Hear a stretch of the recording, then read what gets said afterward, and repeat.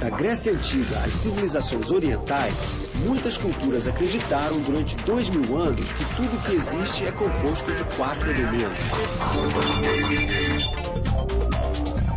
água, fogo, terra e ar seriam os ingredientes básicos de tudo. Mas na virada para o século XVIII, a ciência caminhava a passos largos.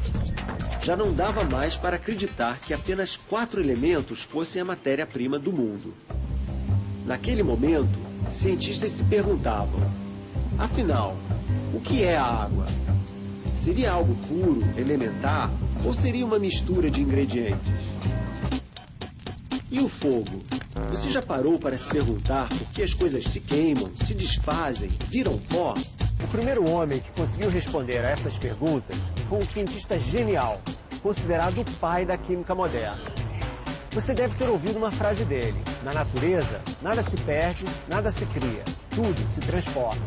Pois esse cientista revolucionário terminou seus dias de forma trágica, ele próprio vítima de uma revolução. Seu nome era Lavoisier.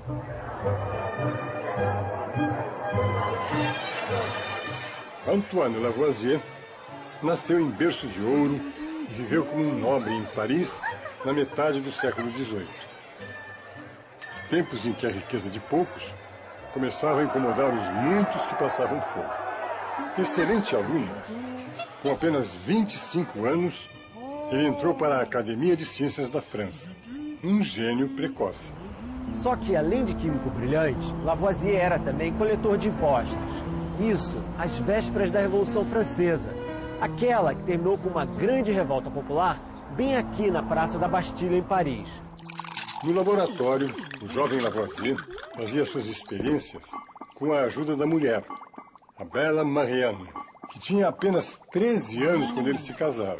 Foi numa dessas experiências que Lavoisier descobriu por que as coisas pegam fogo. Bem, as coisas pegam fogo por causa do oxigênio que existe no ar.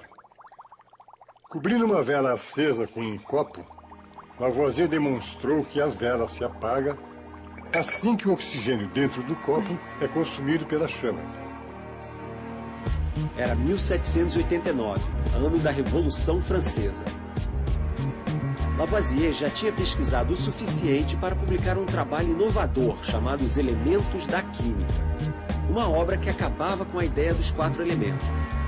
Segundo ele, as coisas do mundo eram feitas de 33 elementos, um deles justamente o oxigênio.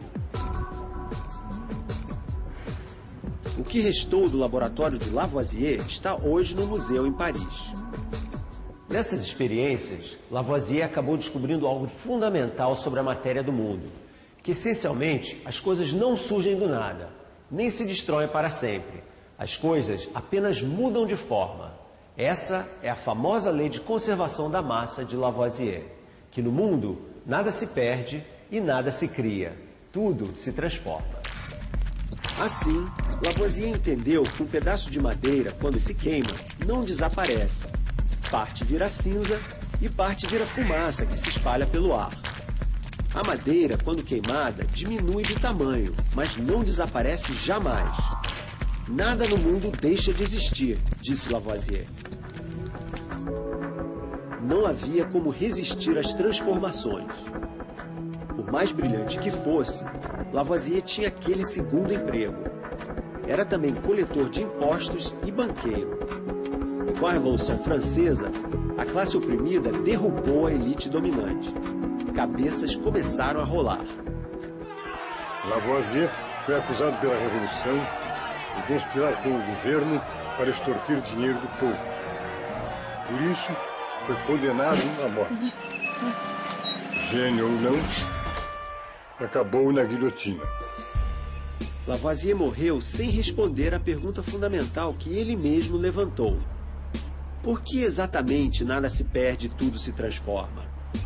O que poderia existir de tão essencial no coração da matéria capaz de resistir até mesmo ao fogo?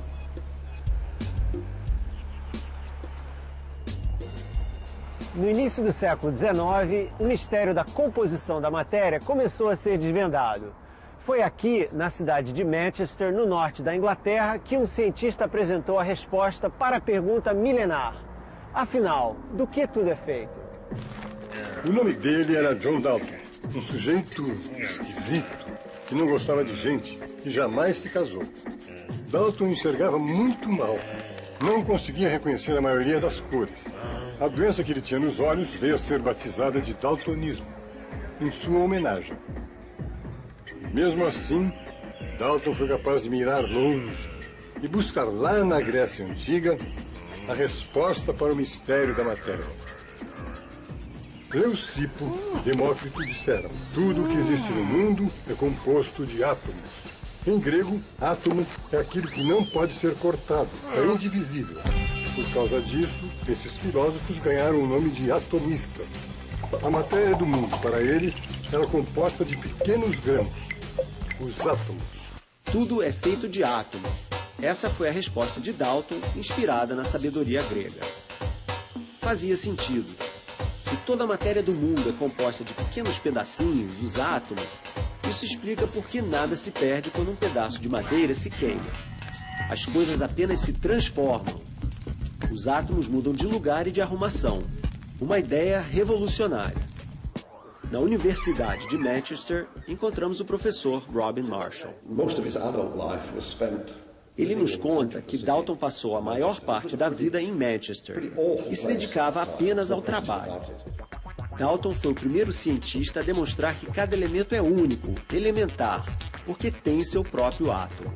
Os compostos químicos nascem da união de elementos, como por exemplo a água. Ela é feita de 2 átomos de hidrogênio e 1 de oxigênio.